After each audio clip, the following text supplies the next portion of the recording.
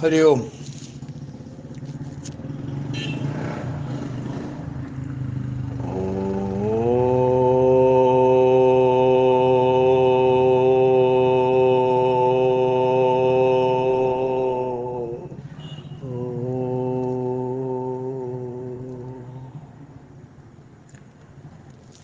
ओम सहनाववतु सहनौ भुनक्तु सह वीर्यं करवावहै तेजस्विनावधीतमस्तु मा विद्विषावहै।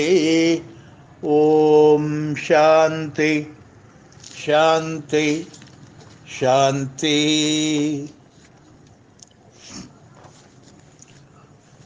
शांताकारं भुजगशयनं पद्मनाभं सुरेशं विश्वाधारं गगनसदृशं मेघवर्णं शुभांगं लक्ष्मीकान्तं कमलनयनं योगिहृद्यानगम्यं वन्दे विष्णुं भवभयहरं സർവലോകൈകനാഥം. കൃഷ്ണ. ഇന്ന് നമ്മൾ ചൊല്ലാൻ പോകുന്ന നാമം 83 ശ്ലോകം 83 84. 83-84. സമാവർത്തോ നിവൃത്താത്മാ ദുർജയോ ദുരിതക്രമാ ദുർലഭോ ദുർഗമോ ദുർഗോ ദുരാവാസോ ദുരാരിഹ ശുഭാംഗോ ലോകസാരംഗ സ്തുതന്തുസ്തന്തുവർദ്ധന ഇന്ദ്രകർമ്മ മഹാകർമ്മ കൃതവർമ്മ കൃതംഗമ. നമ്മൾ എടുക്കുന്ന ആദ്യത്തെ നാമം. സോറി, ഇന്നലെ പറഞ്ഞ പോലെ കാലത്ത് പോയിട്ടില്ല, അപ്പോൾ വൈകുന്നേരം അങ്ങോട്ട് വന്നേ ഉള്ളൂ. അത് കാരണമാണ് ഇച്ചിരി ലേറ്റ് ആയത് കേട്ടോ. അപ്പോൾ ഏതായാലും നമുക്ക് തുടങ്ങാം. ഇന്ന് നമ്മൾ എടുക്കുന്ന നാമം 776 ആദ്യത്തെ ദുരിതക്രമ. ദുരിതക്രമ എന്ന് വെച്ചെങ്കിൽ ലംഘിക്കുവാൻ ആർക്കും കഴിയാത്തവൻ എന്നർത്ഥം. ആർക്കും ലംഘിക്കാൻ കഴിയാത്തവനാണ് ഭഗവാൻ. ഭഗവാന്റെ ശാസനകളെ ലംഘിക്കാൻ ഒന്നിനും സാധ്യമല്ല ഈ ലോകത്തിൽ. എല്ലാം ഓടുന്നത് ഭഗവാന്റെ ശാസനയ്ക്കനുസരിച്ചിട്ടാണ്. Orderliness, orders. ദേവാദിദേവന്മാർ പോലും അവരെ ഏൽപ്പിച്ചിട്ടുള്ള നിക്ഷിപ്തമായിട്ടുള്ള ചുമതലകൾ വീഴ്ച കൂടാതെ നിറവേറ്റുന്നത് ഭഗവാനോടുള്ള ഭയത്തിനാൽ എന്ന് വേണം പറയാൻ. ആ ഭയം കൊണ്ടാണ് അഗ്നി തപിക്കുന്നത്, സൂര്യൻ പ്രകാശിക്കുന്നത് കൊണ്ടാണ്, ഇന്ദ്രനും വായുവൊക്കെ അവരുടെ കർമ്മങ്ങൾ ചെയ്യുന്നത് അതുകൊണ്ടാണ്. അവസാനമായി 5ാമത് ഉപനിഷത്ത് പറയണു, മൃത്യു ഓടുകയാണെന്ന് പറയണം. എൻ്റെ കർമ്മം നിർവഹിക്കാനായിട്ട് മൃത്യു ഒരു സെക്കൻഡ് നിൽക്കാണ്ട് ഓടുകയാണെന്ന് പറയണം കഠോപനിഷത്തിൽ. ഭയാദസ്യ അഗ്നി തപതി, ഭയാദസ്യ അഗ്നി തപതി. ഭയം കൊണ്ടാണ് അഗ്നി ചൂടുണ്ടാക്കുന്നത്. നീ അങ്ങോട്ടൊക്കെ സുഖമായിട്ട് ഇരിക്കുകയുണ്ടോ? ഏത് നേരം ഇങ്ങനെ ബോയിലർ ചൂടാക്കി നിൽക്കണ പോലെ ചൂടാക്കി നിൽക്കണം. എന്തുകൊണ്ടാണ്? അദ്ദേഹത്തിൻ്റെ ജോലി അതാണ്. അത് നിറവേറ്റുന്നു പേടികൊണ്ട്. എങ്ങനെ തണുപ്പ് കുറഞ്ഞ് ഭഗവാൻ വന്ന് എന്താ പറയുക, ശുണ്ഠി പറഞ്ഞാലോ ശുണ്ഠി എടുത്താലോ എന്ന് ചോദിച്ചിട്ട് ഭയാദ അസ്യ അഗ്നി തപതി. ഭയാ തപതി സൂര്യ. സൂര്യൻ പ്രകാശിക്കുന്നത് എന്തുകൊണ്ടാണ്? ഭയം കൊണ്ട്. ഭഗവാന്റെ ആജ്ഞ ലംഘിക്കാനുള്ള ഭയം കൊണ്ട്. ഭയാദി ഇന്ദ്രശ്ച വായുശ്ച. ഭയാദ് ഇന്ദ്രശ്ച വായുശ്ച. ഇന്ദ്രൻ, വായു എന്നിങ്ങനെയുള്ള ദേവകളെല്ലാം തന്നെ ഭയം കൊണ്ടാണ് അവർ ഓടുന്നത്. അതുപോലെ തന്നെ മൃത്യുർധാവതി പഞ്ചമ. 5ാമതായിട്ട് ഈ 4 മോൾ പറഞ്ഞ നാല് പ്രക്രിയകൾ. അതായത് അഗ്നി തപിപ്പിക്കുന്നു, സൂര്യൻ പ്രകാശിക്കുന്നു, ഇന്ദ്രനും വായുവും ഇത്യാദി ആളുകൾ ദേവദേവന്മാരെ ഓടുന്നു അവരുടെ കാര്യങ്ങൾ നിർവഹിക്കാൻ. മൃത്യുർധാവതി പഞ്ചമ. മൃത്യുവും ഓടിക്കൊണ്ടേയിരിക്കുന്നു, ധാവതി. കഥോപനിഷത്തിൽ പറയണം. അപ്പോൾ ഭഗവാന്റെ ആജ്ഞ എന്ന് പറഞ്ഞാൽ അത്രയ്ക്ക് ശക്തിയായിട്ടുള്ള ആജ്ഞയാണ്. അങ്ങനെയുള്ളവർക്ക് പോലും ഭഗവാന്റെ ആജ്ഞ ധിക്കരിച്ച് നടക്കാൻ പറ്റാണ്ടിരിക്കുന്ന ഒരവസരത്തിൽ നമ്മളാരാ ആജ്ഞ ലംഘിക്കാൻ? ജെ നടക്കാൻ പറഞ്ഞാൽ ജെ നടക്കുക, അതിന് വേറെ മറുചോദ്യമില്ല. Yours is not to question why, yours is not to reason why, but to do and die. ഭഗവാന്റെ ഇഷ്ടത്തിനനുസരിച്ചിട്ടുള്ള കർമ്മങ്ങളല്ല നമ്മൾ നിക്ഷിപ്തമാക്കുന്നത്.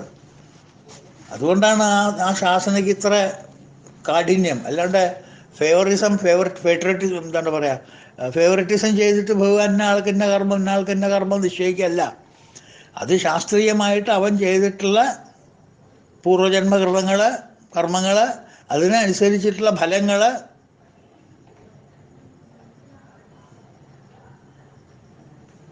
അത് സമയമായി കഴിഞ്ഞാൽ, ഫലം കൊടുക്കാനുള്ള സമയമായി കഴിഞ്ഞാൽ, പക്വത വന്നു കഴിഞ്ഞാൽ അത് നിർവഹിക്കാനേ പറ്റുള്ളൂ. അത് നിർവഹിക്കാൻ ഭഗവാന്റെ ആജ്ഞയാണ്. പിന്നെ നമുക്ക് എങ്ങനെ ധിക്കരിക്കാൻ പറ്റും? ധിക്കരിക്കാൻ പറ്റില്ല. We are just robo, that's all. അപ്പോൾ അതാണ് ദുരിതക്രമം. പക്ഷേ ഈ വാക്കിന് ദുരിതക്രമം എന്ന പദത്തിന് ആർക്കും കവച്ചു വയ്ക്കാൻ സാധിക്കാത്തതെന്നൊരർത്ഥം കൂടിയും വ്യാഖ്യാതകന്മാർ പറയുന്നുണ്ട്. ആർക്കും കവച്ചു വയ്ക്കാൻ സാധിക്കാത്തത് എന്നുവെച്ചാൽ ദ സുപ്രീം. കവച്ചു വയ്ക്കണമെങ്കിൽ അപ്പുറത്ത് വല്ലതും വേണ്ട, അപ്പുറത്തൊന്നുമില്ല. That is ultimate. ഞാൻ ചെന്ന് ഹിമാലയൻ പർവ്വതത്തിൻ്റെ മുകളിലും തല ചെന്ന് മുട്ടിക്കഴിഞ്ഞാൽ പിന്നെ അപ്പുറത്തേക്ക് എങ്ങനെ കിടക്കാനാ? അങ്ങോട്ട് കിടക്കാൻ പറ്റില്ല. അങ്ങോട്ട് അപ്പുറത്തൊന്നുമില്ല. That is ultimate. ഒരു സാധനത്തിനെ നമ്മൾ കവച്ചു വെക്കണമെങ്കിൽ അപ്പുറത്ത് വല്ലതും വേണ്ട. ഇതൊന്നുമില്ല. അപ്പുറത്ത് ഭഗവാൻ അല്ലാത്ത ഒന്നുമില്ല. അപ്പുറത്ത് എല്ലാം ഭഗവാൻ തന്നെയാണ്. ഭഗവാന്റെ മുക്കാൽ ഭാഗം അവിടെ കിടക്കണം. കാൽ ഭാഗേ നമുക്ക് മാനിഫെസ്റ്റ് ചെയ്തിട്ടുള്ളൂ. ബാക്കി മുക്കാൽ ഭാഗം അൺമാനിഫെസ്റ്റാണ്. അവിടെ നമ്മൾ എങ്ങനെ അങ്ങോട്ട് പോകാനാ? അതുകൊണ്ട് ദുരിതക്രമ എന്ന പദത്തിന് ആർക്കും കവച്ചു വയ്ക്കാൻ സാധിക്കാത്തവൻ എന്നും അർത്ഥം പറയുന്നുണ്ട്. ഭഗവാൻ പരമമായ പദമാണെങ്കിൽ അതിനപ്പുറം എന്താ ഉണ്ടാവുക? എല്ലാ ജീവികളുടെയും അന്തിമ പ്രാപ്യസ്ഥാനമാണ് ഭഗവാൻ. അതാണ് അവിടെ സൂചിപ്പിക്കുന്നത്. ദുരിതക്രമ. 777 നാമം ദുർലഭ. ലഭിക്കാൻ പ്രയാസമുള്ളവൻ അർത്ഥം. ദുർലഭ.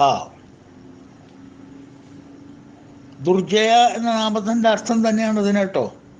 അവിടെ ജയിക്കാൻ പറ്റില്ല എന്ന് പറഞ്ഞു. ഇവിടെ പ്രാപിക്കാൻ തന്നെ പറ്റില്ല. ജയിക്കലായിട്ടിരിക്കട്ടെ, യുദ്ധം വെട്ടി ജയിക്കലായിട്ടിരിക്കട്ടെ. അദ്ദേഹത്തിന് കാണാൻ തന്നെ പറ്റുമോ? ഇത് വേണ്ട യുദ്ധം വെട്ടാനൊക്കെ. ദുർലഭ, ലഭിക്കില്ല, കണ്ടുകിട്ടില്ല. വളരെ പണിവെട്ട മാത്രമേ മദ്ഭാവം എന്നുണ്ടാവുള്ളൂ. അല്ലേ? ദുർലഭ എന്നാണ് പറഞ്ഞേക്കുന്നത്. അലഭ്യ എന്ന് പറഞ്ഞിട്ടില്ല. ദുർലഭ, വിഷമമാണ് കിട്ടാൻ. ബുദ്ധിമുട്ടിയാലേ കിട്ടുള്ളൂ.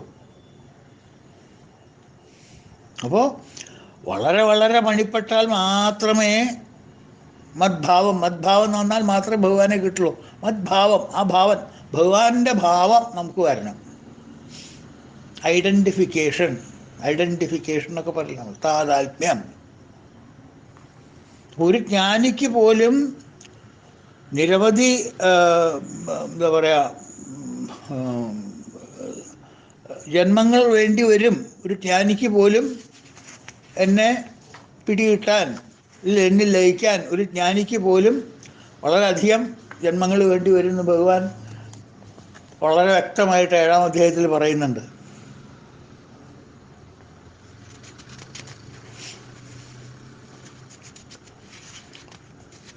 ശ്ലോകം എന്താണത്?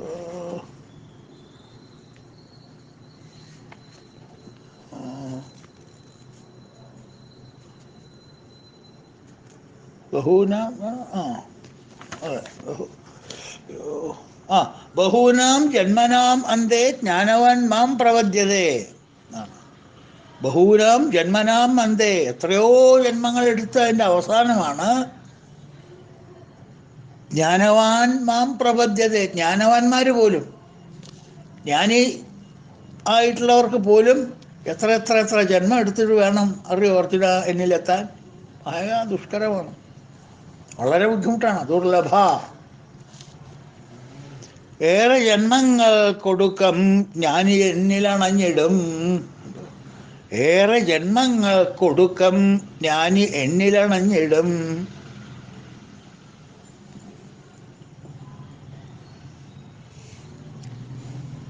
വ്യാസവചനം എന്ന് പറഞ്ഞിട്ടൊരു ഗ്രന്ഥമുണ്ട്. അതിൽ പറയുന്നു, ജന്മാന്തര സഹസ്രേഷു തപോജ്ഞാന സമാധിപി. തപോജ്ഞാന സമാധിപി. നിരവധി ജന്മങ്ങൾ ചെയ്ത് തപസ്, ജ്ഞാനസിദ്ധി, സമാധി ഇങ്ങനെ ചെയ്തവർക്ക് പോലും നരാണാം ക്ഷീണമാപാനം കൃഷ്ണേ ഭക്തി പ്രജായതേ. നിരവധി ജന്മങ്ങളിൽ ചെയ്ത തപസ്, ജന്മാന്തരേ സഹസ്രേഷു, എത്രയോ ജന്മങ്ങൾ, 1000 ജന്മങ്ങൾ, സഹസ്രേഷു വെച്ചാൽ ഒരുപാട് ജന്മങ്ങളിൽ നഷ്ടം. അനേക ജന്മങ്ങൾ, നിരവധി ജന്മങ്ങളിൽ ചെയ്ത എന്തൊക്കെയാണ്? തപോജ്ഞാന സമാധിപി. തപസ്, ജ്ഞാനസിദ്ധി, സമാധി എന്നിവയാൽ നരാണാം ക്ഷീണമാപാനാം. അതുകൊണ്ട് ഈ ചെയ്ത ഗുണങ്ങളെ കൊണ്ട് 1000 ജില്ലാനം ജന്മങ്ങളെ കൊണ്ട്, 1000 കൊല്ലൽ 1000 ജന്മങ്ങൾ. ജന്മാന്തരേ സഹസ്രേഷു 1000 ജന്മങ്ങൾ എടുത്തിട്ട് ജ്ഞാനം, തപസ്, സമാധി ഇതൊക്കെ അനുഷ്ഠിച്ചവർക്ക് നരാണാം ക്ഷീണപാപാനാം, അങ്ങനെ അവരുടെ ക്ഷീണം, അത്രയ്ക്ക് കനത്തിലുള്ള ദുർഗുണങ്ങളാണ് ചെയ്തിട്ടുണ്ടാവുക കഴിഞ്ഞ ജന്മങ്ങളിൽ. അതുകൊണ്ട് ഈ വക ജന്മങ്ങൾ ഇങ്ങനെയൊക്കെ എടുക്കേണ്ടി വന്നു. അവർക്ക് ഭഗവാനിൽ ഭക്തി ഉണ്ടാകുന്നു എന്നാണ് പറയുന്നത്. നരാണാം ക്ഷീണപാപാനാം കൃഷ്ണേ ഭക്തി പ്രജായതേ. അവിടെ ഒരു ട്വിസ്റ്റ് കണ്ടു. വ്യാസൻ ജ്ഞാനസ്വരൂപിയല്ലേ? വ്യാസൻ്റെ അത്ര ജ്ഞാനം ആർക്കാണുള്ളത് ലോകത്തിൽ? വ്യാസനത്ര ജ്ഞാനം ആർക്കാണുള്ളത്? ഗുരുപൗർണിമ നമ്മൾ സ്വീകരിക്കുന്നത്, ആചരിക്കുന്നത് ഏത് ദിവസത്തിലാണ്? ലോകത്തിൻ്റെ ഗുരുവാണ് ഭഗവാൻ വ്യാസൻ. വ്യാസപൗർണിമ എന്ന് വെച്ചാൽ വ്യാസൻ്റെ പൗർണിമയാണ്. എല്ലാ ഗുരുക്കൾക്കും ഗുരുനാഥനാണ് വ്യാസൻ. അത്രയധികം ജ്ഞാനിയാണ്. ആ ജ്ഞാനിയാണ് പറയണത്, നരാണാം ക്ഷീണപാപയനാം. മനുഷ്യരുടെ പാപം ക്ഷയിക്കുമ്പോൾ എങ്ങനെ? തപോ, ജ്ഞാനം, സമാധി. 1000 കൊല്ലം 2000 കൊല്ലം 1000 ഇതൊക്കെ ഇവിടെ ഇരിക്കട്ടെ, അതൊക്കെ it is only duration of time. ഒരു ജന്മമായാലും കൊള്ളാം, ഒരു കൊല്ലമായാലും കൊള്ളാം, what ever it may be. Important വെച്ചാൽ തപോജ്ഞാന സമാധി, അതിനുള്ള പ്രക്രിയകളെ കൊണ്ട്, മോക്ഷത്തിനുള്ള പ്രക്രിയകളെ കൊണ്ട് എത്ര ജന്മം എടുത്താലും കുഴപ്പമില്ല, ഒരു ജന്മത്തിൽ കഴിഞ്ഞാലും കുഴപ്പമില്ല. ആ പ്രയത്നത്തിൻ്റെ കാഠിന്യം കൊണ്ട് 1 കൊല്ലം കൊണ്ട് നമുക്ക് മോക്ഷം സിദ്ധിച്ചു എന്ന് വരാം, ആയിക്കോട്ടെ. എന്നാൽ പോലും നരാണാം ക്ഷീണപാപാനാം, അങ്ങനെ നരൻ്റെ പാപം ക്ഷയിക്കുമ്പോൾ കൃഷ്ണേ ഭക്തി പ്രജായതേ, അപ്പോഴാണ് കൃഷ്ണഭക്തി മനസ്സിൽ വരിക. മീനിങ് ഭക്തി ഈസ് സുപ്രീം, അല്ലേ? ഭക്തിയാണ് സുപ്രീം. ഇത് വളരെ ശ്രദ്ധേയമായിട്ടുള്ളൊരു വാക്യമാണ്. ഭക്തിയെക്കുറിച്ച് പറയുന്ന വളരെ വളരെ ശ്രദ്ധേയമായിട്ടുള്ളൊരു വാക്യമാണ്.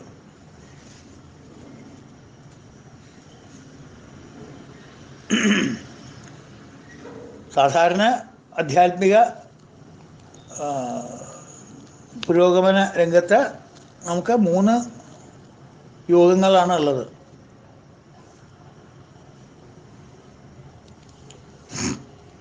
ജ്ഞാനയോഗം, ഭക്തിയോഗം, കർമ്മയോഗം. അതായത് നമ്മളുടെ മനസ്സും ബുദ്ധിയും ഹൃദയവും വെച്ചിട്ടാണ് ലോകത്തിൽ വർക്ക് ചെയ്യുന്നത്, അല്ലേ? എല്ലാവരും അങ്ങനെയല്ലേ? നമ്മളുടെ മനസ്സ്, നമ്മളുടെ ഹൃദയം, നമ്മളുടെ ബുദ്ധി, ഹെഡ് ആൻഡ് ഹാർട്ട്. ഈ ഹെഡ് ആൻഡ് ഹാർട്ടാണ് നമ്മളുടെ കംപ്ലീറ്റ് ഫങ്ഷനിങ്ങിൻ്റെ നെർവ് സെൻറ്റേഴ്സ്. ആലോചിച്ച് നോക്കൂ. ബുദ്ധി, ഹൃദയം, ഐദർ റീസണിങ് ഓർ എമോഷൻ. ഇത് രണ്ടുമാണ് നമ്മളുടെ ജീവിതത്തിലെ ഗവേണിങ് ഫാക്ടേഴ്സ്, അല്ലേ? മൂന്നാമതൊന്നുമില്ലല്ലോ. രണ്ട് ഫങ്ഷനല്ലേ ഉള്ളൂ നമുക്ക് ജീവിതത്തിൽ. ഒന്ന് ഹൃദയം കൊണ്ടുള്ള പണി, ഒന്ന് ബുദ്ധി കൊണ്ടുള്ള പണി. ഹൃദയം എന്നും ബുദ്ധി എന്നും, ഹൃദയം എന്നും ഹെഡ് ഹാർട്ട് എന്നൊക്കെ നമ്മൾ പറയുമ്പോൾ മെഡിക്കൽ ടേംസ് അല്ല ഞാൻ ഉപയോഗിക്കുന്നത്. മെഡിക്കൽ കോളേജിൽ ഉപയോഗിക്കുന്ന ഹെഡ് ആൻഡ് ഹാർട്ട് അല്ല ഇത്. Spiritual nerve centres, head and heart. ഒന്ന് സീറ്റ് ഓഫ് റാഷണൽ തിങ്കിങ്,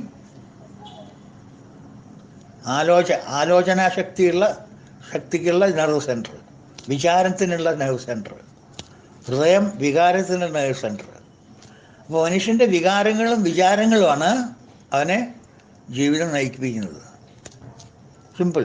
അപ്പോൾ വികാരവും വിചാരവുമാണ് ഹെഡ് ആൻഡ് ഹാർട്ട് എന്ന് പറയാനാണ്. വിചാരം ഈസ് ഹെഡ്, വികാരം ഈസ് ഹാർട്ട്. ഇത് മനസ്സിലാക്കുക. ഐ ഹോപ്പ് മനസ്സിലായെന്ന് ഞാൻ വിചാരിക്കുന്നു. ഹെഡ് ആൻഡ് ഹാർട്ട്, വികാരം വിചാരം, ഹൃദയം ബുദ്ധി. ഈ രണ്ട് എണ്ണം നമ്മൾക്ക് എല്ലാവർക്കും ഉണ്ട്. എല്ലാ ജീവികൾക്കും ഈ രണ്ടെണ്ണം ഉണ്ട്. ബുദ്ധിയുണ്ട്, ഹൃദയമുണ്ട്, വികാരമുണ്ട്, വിചാരമുണ്ട്, ഹെഡുണ്ട്, ഹാർട്ടുമുണ്ട്. എല്ലാവർക്കും ഉണ്ട്, ഇല്ലേ? ഒരെണ്ണം മാത്രമേ ഉള്ളൂ, മറ്റൊരു തീരെയില്ല, അങ്ങനെ ഇല്ല. രണ്ടുമുണ്ട്. പക്ഷേ വികാരവും വിചാരവും ഒരേപോലെ ആവില്ല. Varying degrees. ചിലവർക്ക് വികാരം കൂടുതലുള്ളവരാകും, ചിലവർ വിചാരം കൂടുതലുള്ളതാവും, റീസണിങ് പവർ കൂടുതലുള്ളവരാകും, എമോഷണൽ പവർ കൂടുതലുള്ളവരാകും. അപ്പോൾ ഈ രണ്ട് സാധനം മഹർഷിമാർ ചിന്തിച്ചിട്ട് പറഞ്ഞു 4 തരത്തിലേ ഇതിനെ ക്ലാസിഫൈ ചെയ്യാൻ പറ്റുള്ളൂ എന്ന്. നോക്കൂ, എത്ര സയൻറ്റിഫിക് ആയിട്ടുള്ളൊരു ഒരു സമീപനമാണ് മഹർഷിമാരുടെ ജീവിതത്തിനോട്. ജീവിതത്തിനെ ഓബ്ജക്റ്റായിട്ട്, എൻ്റെ സബ്ജക്റ്റീവ് ജീവിതത്തിനെ ഓബ്ജക്റ്റായിട്ട് ഇൻവെസ്റ്റിഗേറ്റ് ചെയ്ത് ഇത്രയും സയൻറ്റിഫിക് ആയിട്ടുള്ള ഡാറ്റ നമ്മുടെ മുമ്പിൽ കാഴ്ചവെക്കണമെങ്കിൽ മഹർഷിമാരോട് എത്ര എത്ര എത്ര എത്ര നന്ദി പറയണം നമ്മൾ. എന്തൊരു അനാലിസിസ് ആണ് നോക്കും. സൂപ്പർ. അപ്പോൾ ഈ വികാര കേന്ദ്രവും വിചാര കേന്ദ്രവും രണ്ടും നമ്മളുടെ പേഴ്സണാലിറ്റിയിൽ ഉള്ളതുകൊണ്ട് 4 രീതിയിലായിരിക്കും മനുഷ്യന്മാരുടെ ഘടന. എന്താ 4 രീതി? അഥവാ 4 രീതി എന്ന് വെച്ചാൽ 4 തരത്തിലായിരിക്കും അവർക്ക് സ്പിരിച്വൽ പ്രോഗ്രസ്. ആ പാത്ത് അവർ ഫോളോ ചെയ്യുന്നത് അങ്ങനെയായിരിക്കുന്നത്. ആ പാത്തായിരിക്കും അവർ ഫോളോ ചെയ്യുന്നത്. 4 പാത്തേ ഉള്ളൂ. വികാരം വളരെയധികം ഡെവലപ്പ് ചെയ്തവർ, വിചാരം ഉണ്ട് പക്ഷെ അത്രയ്ക്കില്ല. ഹൈലി ഇൻ്റലക്ച്വൽ, വെരി റാഷണൽ, പക്ഷേ അതേ സമയത്ത് വികാരമുണ്ട്, ചില എമോഷനൊക്കെ ഉണ്ട്. ചിലപ്പോൾ ഒക്കെ കണ്ണിന് വെള്ളം വരും. പക്ഷെ എങ്കിലും എപ്പോൾ നോക്കിയാലും മൂപ്പര് ചിന്തയാണ്, വിചാരമാണ് മൂപ്പര്. അങ്ങനെയുള്ള ആൾക്കാരില്ലേ?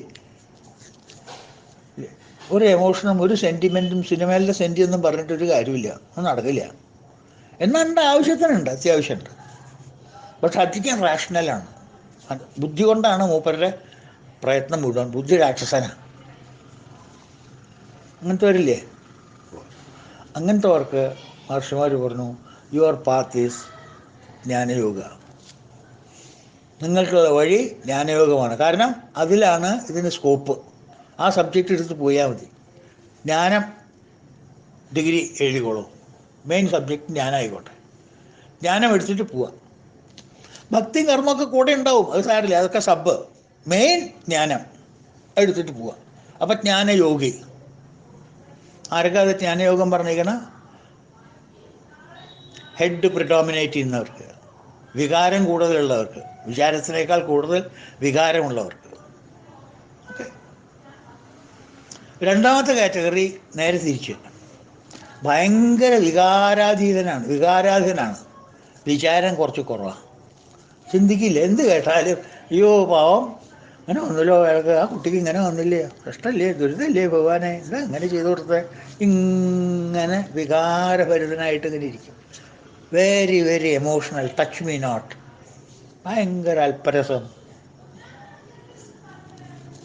ചിന്തിക്കും, പക്ഷെ ആവശ്യത്തിന് ഉണ്ട്, പക്ഷെ അതിൽ കഴിഞ്ഞുള്ള ചിന്തയൊന്നുമില്ല. അധികം വിചാരത്തിനൊന്നും മനസ്സ് നിൽക്കില്ല, അത്രയ്ക്കുള്ള ബുദ്ധിയൊന്നുമില്ല. കൂർമ്മബുദ്ധിയും കുശാഗ്ര ബുദ്ധി എന്നൊക്കെ പറയില്ലേ, അതൊന്നുമില്ല. സാധാരണക്കാരനുള്ള ഒരു സാമാന്യ ബുദ്ധിയുണ്ട്. എന്നാൽ എമോഷനോ അപാര എമോഷനാണ്. ഭഗവത സപ്താഹത്തിനൊക്കെ നമ്മൾ പോയിട്ടുണ്ടെങ്കിൽ കാണാൻ ചില അമ്മമാരിരുന്നിട്ട് വെറുതെ ഇങ്ങനെ കണ്ണെന്ന് വന്ന വെള്ളം വരണമാണ്. എന്താന്ന് ചോദിച്ചാൽ ഒന്നുമില്ല ഭഗവാന്റെ ലീല എന്ന് പറഞ്ഞിട്ട് ഇങ്ങനെ കരയും. Highly emotional type. ഈ ഫാക്ട്സൊക്കെ നമ്മളെ ജീവിതത്തിൽ അംഗീകരിച്ചേ പറ്റൂ, നമ്മൾ എത്ര ഇല്ല പറഞ്ഞാലും. മനസ്സിലായില്ലേ? അപ്പോൾ വികാരം കുറച്ച് താഴ്ന്ന്, വളരെ അധികമായിട്ട് വിചാരം കുറച്ച് താഴ്ന്ന പടിയിൽ നിൽക്കുന്നവർക്ക് മഹർഷിമാർ പറഞ്ഞു, നിങ്ങളുടെ മെത്തേഡ്, നിങ്ങൾ എടുക്കേണ്ട സബ്ജക്റ്റ് ഇതാ, രണ്ടാമത്തെ ഭക്തി സബ്ജക്റ്റാണ് കേട്ടോ. Bhakti is what you should take, where heart dominates over head.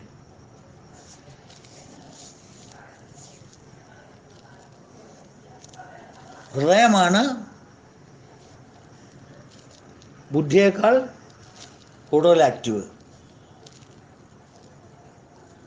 വിചാരത്തിനേക്കാൾ കൂടുതൽ ഒരു മുൻതൂക്കം നിൽക്കുന്നത് വികാരത്തിനാണ്. അങ്ങനെയുള്ളവർ ഭക്തിയോഗം എടുത്തോളൂ, പൊക്കോളൂ. ഇതായിരിക്കും നിങ്ങൾക്ക് ബെറ്റർ. ഓക്കെ. ഇനി ചില ആൾക്കാരുണ്ട് രണ്ടും ഒപ്പമുള്ളവർ. ആവശ്യത്തിന് ചിന്തിക്കും, അതിനങ്ങോട്ട് ഇട്ടുകൊടുക്കാനൊന്നും പറ്റില്ല, ഒന്ന് ആലോചിച്ചിട്ട് ചെയ്യാം എന്ന് പറയും. എന്നാൽ എമോഷനോ വേണ്ടത്ര എമോഷൻ ഉണ്ട്. ഇനി ബുദ്ധി മാത്രമല്ല, ഹൃദയവും ഉണ്ട് കയ്യിൽ. അവരുടെ വികാരം മാത്രമല്ല, കുറച്ച് വിചാരമുണ്ട്. അങ്ങനെ അങ്ങോട്ട് ഓടിപ്പോവാൻ വരട്ടെ, ഇത് കാര്യം പറഞ്ഞതാ, എന്നിട്ട് നമുക്ക് ഒപ്പിടാം എവിടെ ഒപ്പിടേണ്ടതെന്ന്. അല്ലാണ്ട് തന്നെ അമ്മാവൻ എവിടെ നിന്ന് ഒപ്പിട്ട് വരും, അമ്മാവൻ എന്തൊക്കെ ആരും ഇല്ല, അമ്മാവ മാത്രമേ ഉള്ളൂ പറഞ്ഞാൽ അങ്ങോട്ട് കൊണ്ടാ കുട്ടിയെ, എന്നെ ഒപ്പിട്ട് കൊടുക്കൊന്നുമില്ല. ആലോചിക്കാം, നീ എന്തൊക്കെയാണ് ചെയ്യണം, ഇപ്പം എന്താ ഞാൻ ചെയ്യണം, നിങ്ങൾക്ക് എന്താ അങ്ങനെ ചെയ്താൽ, എന്താ അങ്ങനെ ചെയ്താൽ എന്നൊക്കെ നല്ലോണം കാര്യങ്ങളൊക്കെ പറഞ്ഞ് മനസ്സിലാക്കിയതിൻ്റെ ശേഷമേ വികാരഭരിതനാവുള്ളൂ, ആവുണ്ടെങ്കിൽ തന്നെ.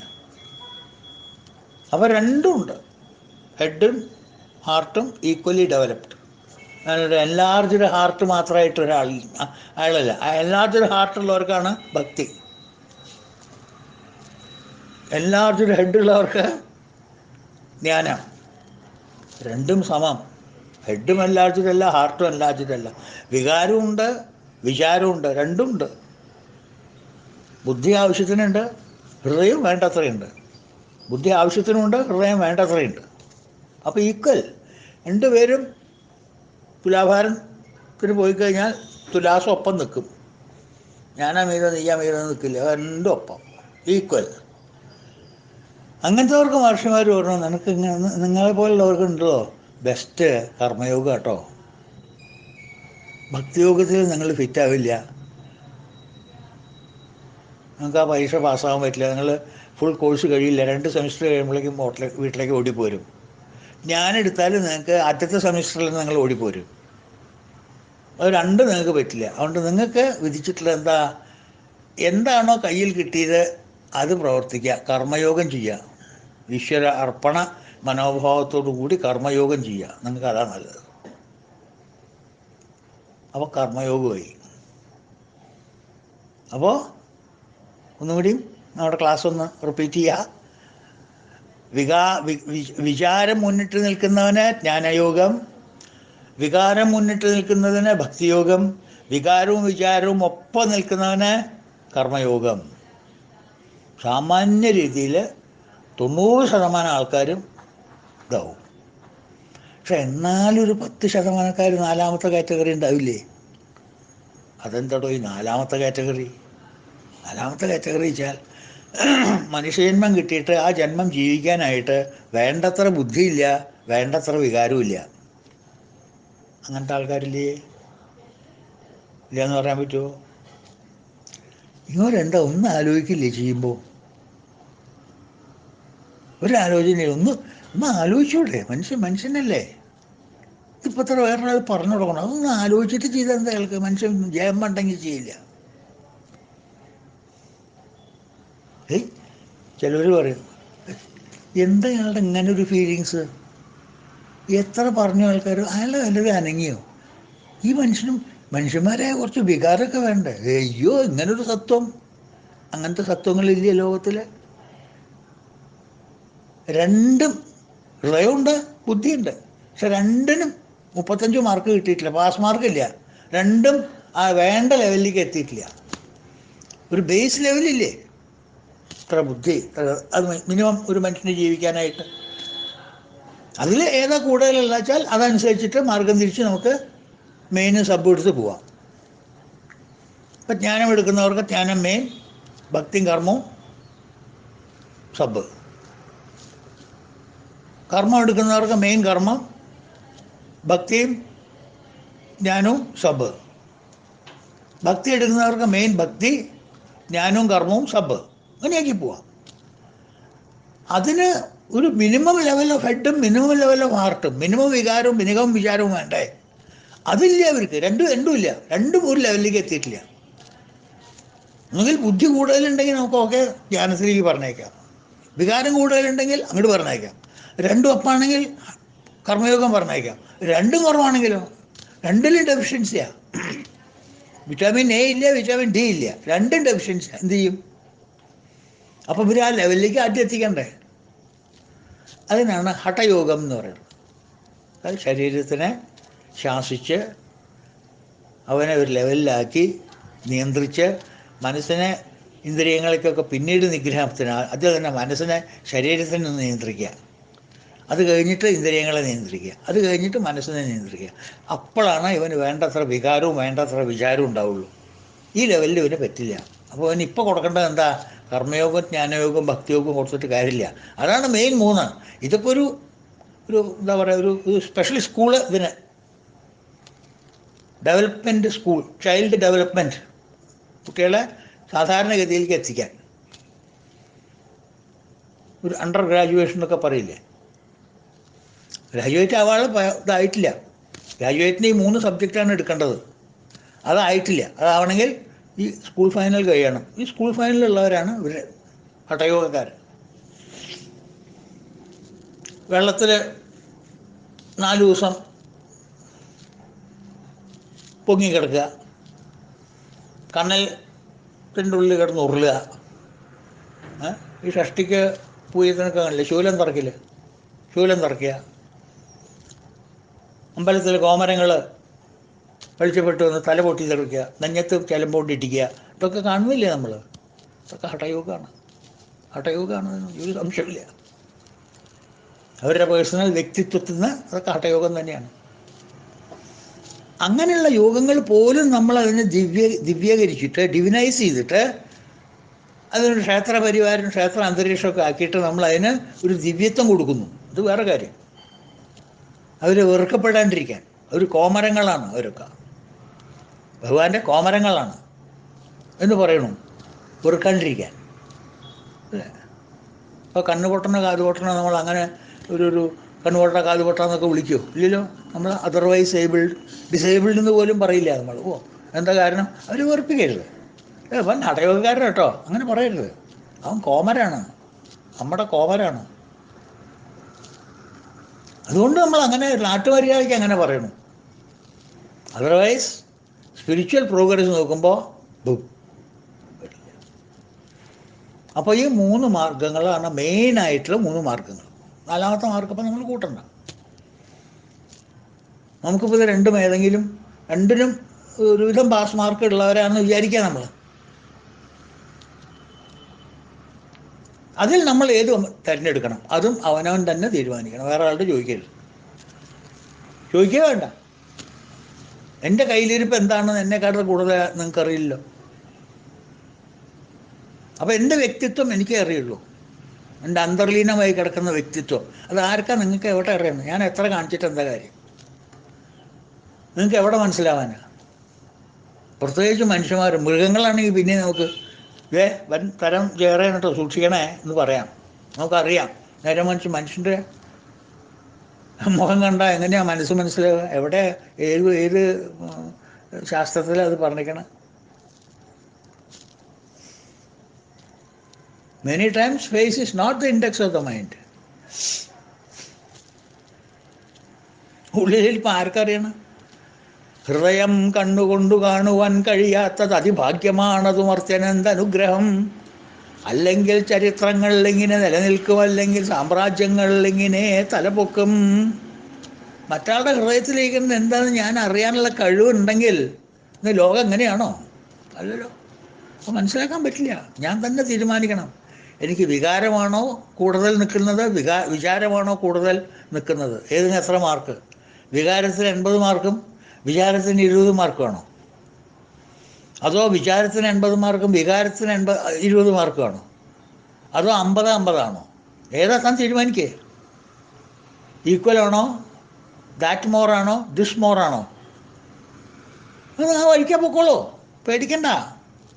ഒരു ചൂട്ടും വീശി ആ വഴിക്കാൻ പോയാൽ മതി. അവിടെ ഒരു അപകടം ഉണ്ടാവില്ല. നേരെ മറിച്ച് താൻ പോണ വഴിയുടെ പിന്നാലെ അങ്ങടെ ഞാനും അത് തന്നെയാണ് വരണം കേട്ടോ, കുഞ്ഞുട്ടേട്ട അതില്ലേ ഞാനും അത് തന്നെയാണ് എന്നിട്ട് പിന്നാലെ പോയാൽ പെടും. കല്ലും മുള്ളും തട്ടും. കുഞ്ഞുട്ടേട്ടനൊന്നും പറ്റില്ല. കുഞ്ഞുട്ടേട്ടൻ നേരെ പോവുകയും ചെയ്യും. അത് സൂക്ഷിച്ച് തീരുമാനിക്കേണ്ടത് നമ്മളാണ്. ഇവിടെ വ്യാസൻ പറയണത് ഈ തപവും ജ്ഞാനവും യജ്ഞമൊക്കെ ചെയ്തതിന് ശേഷം സാധാരണക്കാർക്ക് വളരെ എളുപ്പത്തിലുള്ളത് കൃഷ്ണഭക്തിയാണ്. മറ്റതൊക്കെ വളരെ വളരെ റെയറായിട്ടുള്ള സിദ്ധന്മാർക്കേ പറ്റുള്ളൂ. എളുപ്പമല്ല. ജ്ഞാനയോഗവും കർമ്മയോഗവും എളുപ്പമല്ല. അതത്ര എളുപ്പത്തിൽ നടക്കില്ല. വിചാരിക്കുക പോലെ നടക്കില്ല. നേരെ മറിച്ച് ഭക്തി വളരെ എളുപ്പത്തിൽപ്പെട്ടതാണ്. അതുകൊണ്ടാണ് അങ്ങനെ പറയുന്നത്. പുരുഷ സഹ പരാർത്ഥ ഭക്ത്യാ ലഭ്യസ്തു തന്യത. അവൻ പുമാൻ പരൻ പാർത്ഥ ലഭ്യനാം ശുദ്ധഭക്തനാൽ. അതും ഭഗവത്ഗീത തന്നെ പറയണം. ഭക്ത്യാ തുഷ്യതി കേവലം നജഗുണൈ ഭക്തപ്രിയോ മാധവ. വെറുതെ അല്ല ആ കവി അങ്ങനെ പാടിയത്.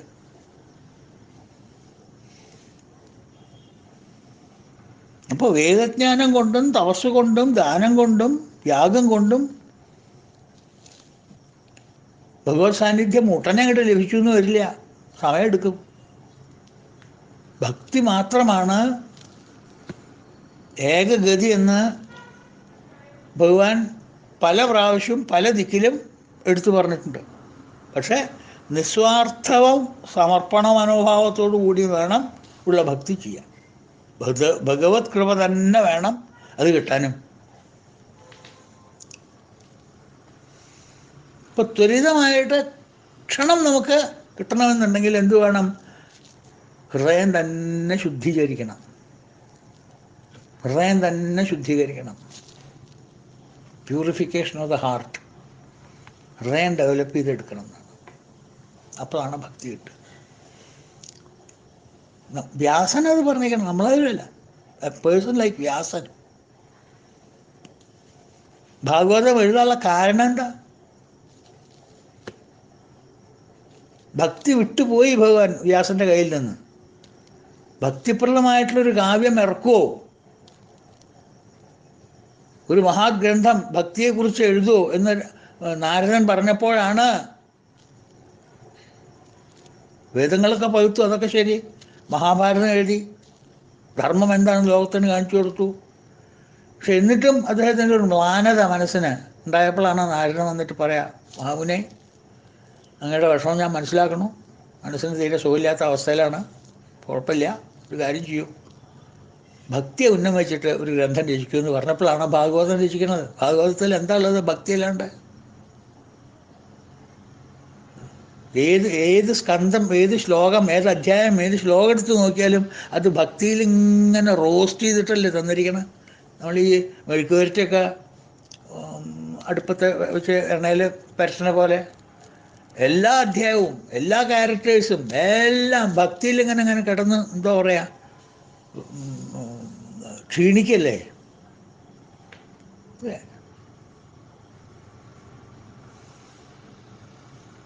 ആ ഭാഗവതത്തിൻ്റെ സാരാംശമായിട്ടുള്ള ഗ്രന്ഥമാണ് നാരായണ ഭട്ടതിരിപ്പാടിൻ്റെ നാരായണീയം അല്ലേ. ഭട്ടതിരിപ്പാട് ആരാ? ജ്ഞാനി.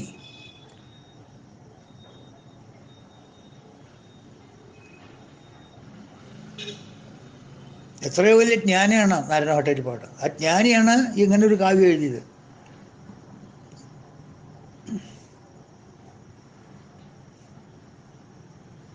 കഷ്ടമീ ബ്രഹ്മജ്ഞൻ തൻ സമദൃഗ്ജ്യോതിസിലും തട്ടിയോ തവ നിഴൽ പഠിച്ച കെടുകറുവേ. കുറച്ചൊരു ഗർവ് വന്ന് കയറി. അതാണ് ഈ മറ്റേ ജ്ഞാനയോഗം വന്നാൽ കുറച്ച് ഗർവ് കൂടും. അതാണ് അതിൻ്റെ വലിയൊരു അബദ്ധം. വലിയൊരു എന്താ പറയുക, ഈ മരുന്നൊക്കെ കഴിച്ചാൽ, ഡ്രഗൊക്കെ കഴിച്ചാൽ എന്താണ് പറയുക, ആഫ്റ്റർ ഇഫക്റ്റ്. ആ ആഫ്റ്റർ ഇഫക്റ്റാണ് ഈ ഭക്തിയുടെ അഹങ്കാരം എന്ന് പറയുന്നത്. അത് വന്നാൽ കഴിഞ്ഞു, പിന്നെ ഒരു രക്ഷയില്ല. ഭക്തിക്ക് അങ്ങനെ അഹങ്കാരം ഉണ്ടാവില്ല.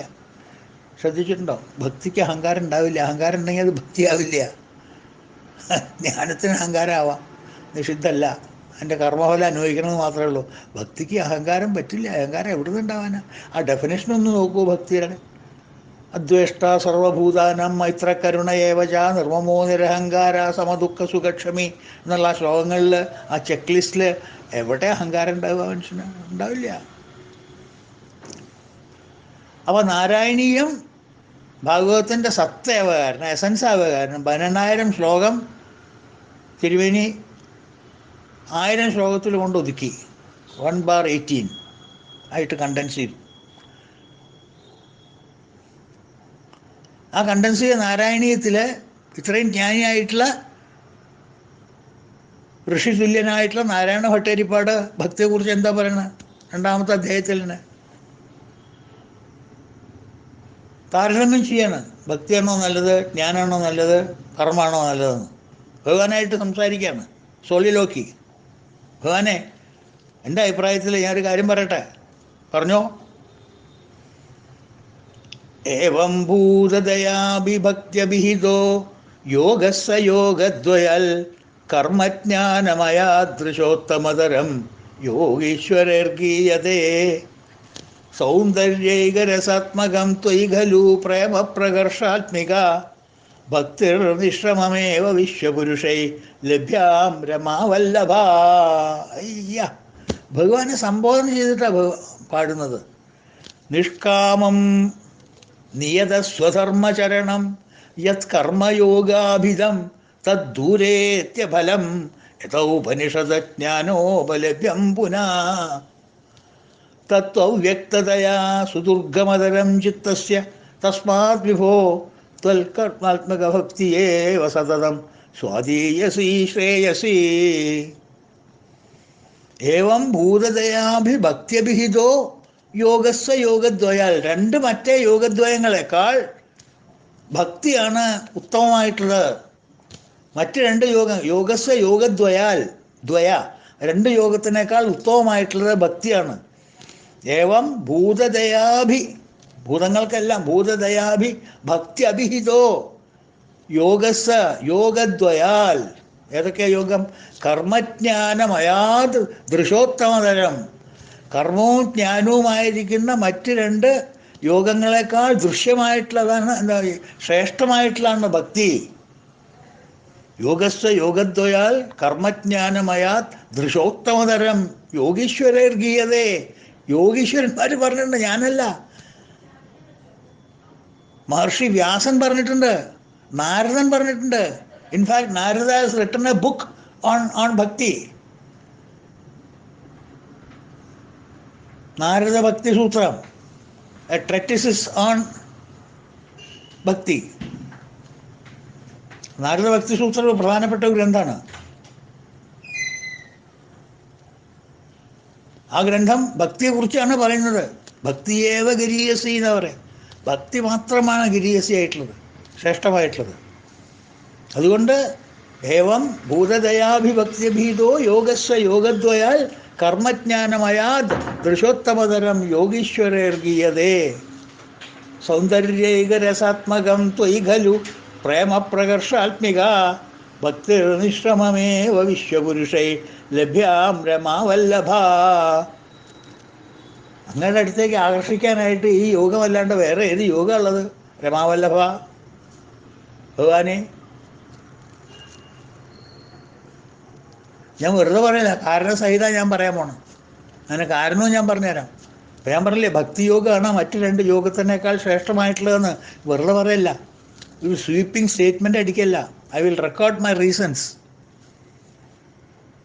നിഷ്കാമം നിയതസ്വധർമ്മചരണം യത് കർമ്മയോഗാഭിധം തദ്ദൂരേത്യഫലം യതോപനിഷദജ്ഞാനോപലഭ്യം പുനഃ തത്വവ്യക്തതയാ സുദുർഗമതരം ചിത്തസ്യ തസ്മാത് വിഭോ ത്വൽപ്രേമാത്മക ഭക്തിയേവ സതതം സ്വാധീയസി ശ്രേയസി.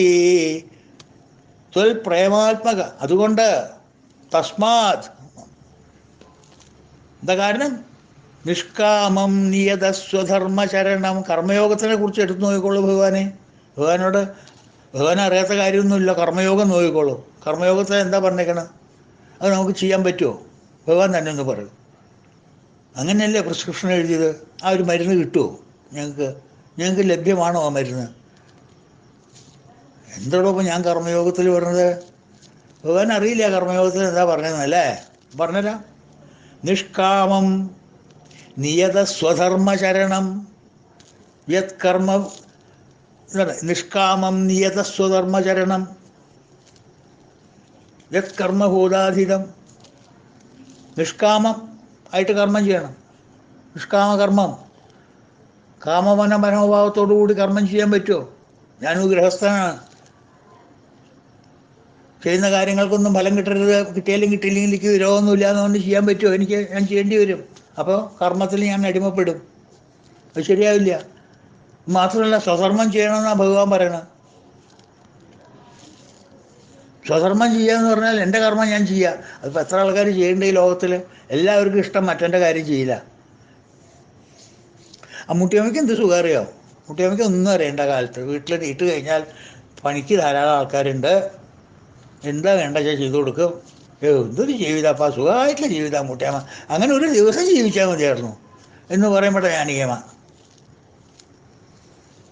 ജാനകിയമ്മയെ നോക്കിയിട്ട് അമ്മൂട്ടിയമ്മ പറയും, എന്താ ഇവിടെ ആൾക്കാരും പരിവാരമൊക്കെ ഉണ്ടായിട്ട് കാര്യം? മനസ്സമാധാനം എന്ന് പറയണതില്ല. ആ ജാനകി ഒന്ന് നോക്ക്, അവൾ എത്ര സുഖമായിട്ട് അവളുടെ കാര്യങ്ങൾ അവൾ ചെയ്യണു. എന്ത് മനസ്സമാധാനമായിട്ട് ആ ഭാര്യ ഭർത്താവുമായിട്ട് ജീവിക്കണം. ഇവിടെയോ? അപ്പോൾ അമ്മൂട്ടിയമ്മയ്ക്ക് ജാനകിയാവണം, ജാനകിക്ക് അമ്മൂട്ടിയമ്മയാവണം. സ്വധർമ്മം എവിടെ പറ്റുക? അപ്പോൾ നിഷ്കാമം നിയതസ്വധർമ്മചരണം യത് കർമ്മയോഗാഭിധം. ഇനിയിപ്പോൾ അഥവാ സ്വധർമ്മം ചെയ്തു നിഷ്കാമമായി എന്ന് വിചാരിക്കുക. നിഷ്കാമം നിയത സ്വധർമ്മചരണം യത് കർമ്മയോഗാഭിധം തദ്ദൂരേത്യഫലം. ഫലം എപ്പോഴാണ് കിട്ടുക?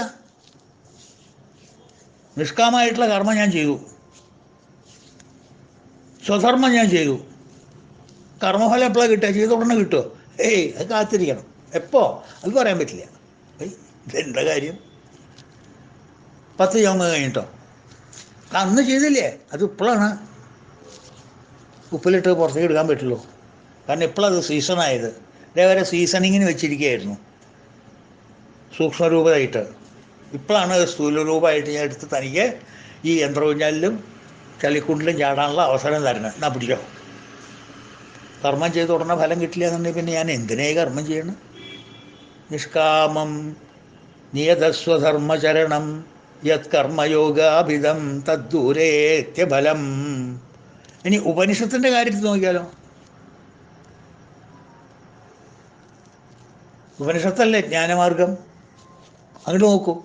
നിഷ്കാമം നിയതസ്വധർമ്മചരണം യത് കർമ്മയോഗാവിധം തദ്ദൂരേത്യഫലം യത് ഉപനിഷതോ ജ്ഞാനോപലഭ്യം പുനഃ. അതിൽ പറഞ്ഞിരിക്കുന്ന ജ്ഞാനം നമുക്ക് കിട്ടുകയില്ല. ത്വത് അവ്യക്തതയാ. കാരണം എന്താണ്? അത് അവ്യക്തമാണ്. ഒരക്ഷരം പറഞ്ഞത് ഇങ്ങോട്ട് മനസ്സിലാവില്ല. ഉപനിഷത്തുകളൊക്കെ വായിച്ചാലേ ജ്ഞാനം കിട്ടാൻ ഉപനിഷത്തല്ലേ വായിക്കേണ്ടത്? വേദങ്ങളിൽ നിന്ന് വേദത്തിൻ്റെ അവസാന ഭാഗമായിട്ടുള്ള വേദാന്തം അടങ്ങിയിട്ടുള്ള ഉപനിഷത്തുകളാണ് നമ്മൾ ആദ്യം തന്നെ ജ്ഞാനയോഗത്തിൽ വായിക്കുക, മനസ്സിലാക്കുക. അതിൽ പറഞ്ഞത് ആർക്കാ മനസ്സിലാവുക? കേനോപനിഷത്താണ് ആദ്യത്തെ ഉപനിഷത്ത്, തുടക്കത്തിലെ ഉപനിഷത്ത്. നാഹം മന്യേ സുവേദേതി നോനവേദേതി വേദച. ശിഷ്യൻ ഗുരുനാഥനോട് പറയണതാ ഉപനിഷത്തിൽ, കേനോപനിഷത്തിൽ. ആദ്യം പഠിക്കേണ്ട ഉപനിഷത്തിൽ ആദ്യത്തെ തുടക്കം എങ്ങനെയാണ്, പിന്നെ ബാക്കിയുള്ള പാഠങ്ങൾ എങ്ങനെ ഉണ്ടാവും നിങ്ങൾ ആലോചിച്ചോളൂ. എന്താ പുണ്യം, എനിക്ക് മനസ്സിലായോ ഞാൻ പറഞ്ഞത് എന്ന് ചോദിക്കുകയാണ് ഋഷിവര്യൻ. ഇതേവരെ പഠിപ്പിച്ചില്ലേ ഞാൻ, എനിക്ക് വലുത് മനസ്സിലായോ? എന്താ മനസ്സിലായേ? അപ്പം അപ്പുണ്യയുടെ മറുപടിയാണ് നാഹം മന്യേ സുവേദേതി നോനവേദേതി വേദച. നാ അഹം മന്യേ, എനിക്ക് മനസ്സിലായിട്ടില്ല എന്നാണ് തോന്നണത്. സുവേദേതി, നല്ല പോലെ മനസ്സിലായിട്ടില്ല. നാഹം മന്യേ സുവേദേതി നോനവേദേതി വേദച. അങ്ങനല്ല എന്ന് പറയാനും പറ്റില്ല, ഒരുകൂട്ടൊക്കെ മനസ്സിലായിട്ടുണ്ട്. ഇനി ഇതാണ് ശിഷ്യന്റെ മറുപടി. ആലോചിച്ച് നോക്കൂ, വാട്ട് എമൗണ്ട് ഓഫ് കൺഫ്യൂഷൻ. ഏതോ ഉപനിഷതജ്ഞാനോപലഭ്യം പുനാ തത്വ അവ്യക്തതയാ. Because the goal is not defined. ഭഗവാനെ ഡിഫൈൻ ചെയ്യാൻ പറ്റുമോ? ഗ്രാഹ്യമല്ലാത്ത വസ്തുവല്ലേ. ഗഗബുഗായൻ കണ്ടുപിടിക്കാൻ പറഞ്ഞ പോലെയല്ലേ ജ്ഞാനയോഗക്കാരോട് പറയണത്. അവർക്ക് എങ്ങനെ പിടിക്കാൻ പറ്റും? എളുപ്പമല്ല എൻ്റെ ഭഗവാനെ, അതൊന്നും എളുപ്പമല്ല. ഭഗവാൻ ഓരോ കാര്യങ്ങൾ പറഞ്ഞിട്ട് പോകാൻ അങ്ങോട്ട് പോവും. ഭക്തിയോഗം, ജ്ഞാനയോഗം, കർമ്മയോഗം, ഇത് രണ്ടും ബുദ്ധിമുട്ട് തന്നെ ആൾക്കാർക്ക്. തൈലോപനിഷത്ത് ജ്ഞാനോപലഭ്യം പുനാ തത്വ അവ്യക്തതയാ സുദുർഗമതരം. വളരെ ബുദ്ധി ക്ലിഷ്ടമായിട്ടുള്ള മാർഗമാണ്. സുദുർഗമതരം ചിത്തസ്യ, ഈ മനസ്സിനെ ഗ്രഹിക്കാൻ ഈ രണ്ട് മാർഗങ്ങളും പറ്റില്ല. തസ്മാത്, അതുകൊണ്ട് വിഭോ ഭഗവാനെ, ത്വൽ പ്രേമാത്മക ഭക്തി ഏവ സതതം. അതുകൊണ്ട് ഭഗവാനെ, ദെയർഫോർ, അതാണ് ആ തസ്മാത് എന്നുള്ളൊരു വാക്കുണ്ടല്ലോ. നമ്മൾ സ്റ്റെപ്പ് കൊണ്ടുവന്നിട്ട് തീസിസ് എഴുതി കൊണ്ടുവരുമ്പോൾ കേട്ടോ, അവസാനം അതിൻ്റെ ഫൈൻഡിങ്സ് വരുമ്പോൾ എന്താ ചെയ്യുക? ദെയർഫോർ ഐ കൺക്ലൂഡ് ആണ് ആ തസ്മാത്. ഒരു 2 ടണ്ണൊക്കെ കനുണ്ടാവുക ആ വാക്കിന്. തസ്മാത് വിഭോ ഭഗവാനെ, ദെയർഫോർ ത്വൽ പ്രേമാത്മക ഭക്തി ഏവ സതതം. അങ്ങയുടെ ഭക്തി തന്നെ, ഒരു സംശയമില്ല, എന്നെ ടെസ്റ്റ് ചെയ്യേ വേണ്ട. സ്വാദീയസി ശ്രേയസി, ഏറ്റവും സ്വാദിഷ്ടമായിട്ടുള്ള വിഭവമാണ് ഭക്തി എന്ന് പറയുന്നത്. ഏറ്റവും ശ്രേയസ്കരമായിട്ടുള്ള സാധനമാണ് ഭക്തി എന്ന് പറയുന്നത്. അത് മതി, വേറെ ഒന്നിനും ഞാൻ പോണില്ല. അതിനെന്നെ ഒന്ന് അനുഗ്രഹിക്കൂ ഭഗവാനെ. ഇതാണ് ഭട്ടതിരിപ്പാടിൻ്റെ പ്രാർത്ഥന. മനസ്സിലായോ? അയ്യോ, 48 മിനിറ്റായി. അപ്പോൾ ചുരുക്കി പറഞ്ഞാൽ വ്യാസൻ പറഞ്ഞു, ഭക്തി കൊണ്ടാണ് ജ്ഞാനികൾക്കും സിദ്ധി ഉണ്ടാകുന്നത്. എത്രയോ ജന്മങ്ങളെടുത്തിട്ട് അവർ ഈ എന്താ പറയുക,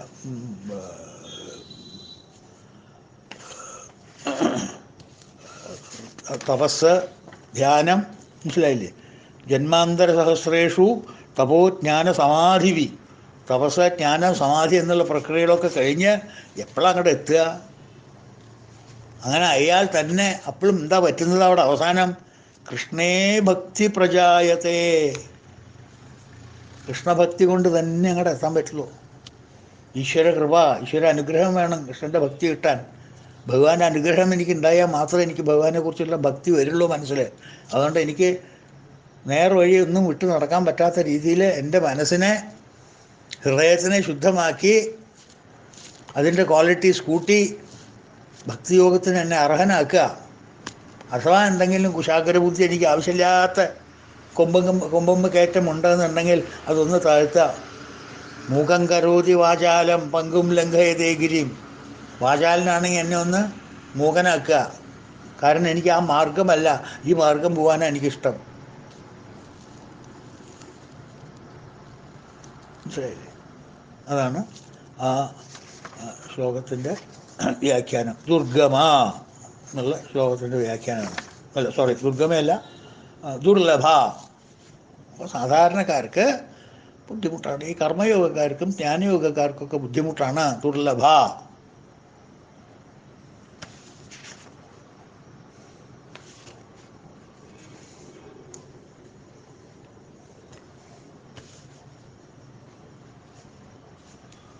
അടുത്ത നാമം നമുക്ക് നാളെ നോക്കാം. ഇന്നിപ്പോൾ അല്പം 50 മിനിറ്റ് കഴിഞ്ഞു. കുറച്ച് കൂടിപ്പോയോ ഭക്തി? സാറില്ല അല്ലേ? സാറില്ല, വിശ്വസഹസ്രനാമത്തിലെ ഭക്തിയല്ലേ, കുഴപ്പമില്ല. അടുത്ത നാമം നോക്കാം, അടുത്ത ആഴ്ച നോക്കാം, അടുത്ത ദിവസം നാളെ നോക്കാം. എല്ലാവർക്കും ഹരി ഓം. ഓം പൂർണ്ണമദ പൂർണ്ണമിദം പൂർണ്ണാത് പൂർണ്ണമുദച്യതേ പൂർണ്ണസ്യ പൂർണ്ണമാദായ പൂർണ്ണമേവാവശിഷ്യതേ. ഓം ശാന്തി ശാന്തി ശാന്തി. ഹരി ഓം തത്സത്. ഓം ശ്രീ ഗുരുഭ്യോ നമഃ. കൃഷ്ണ, ഗുരുവായൂരപ്പ, ഭഗവാനെ രക്ഷിക്കണേ.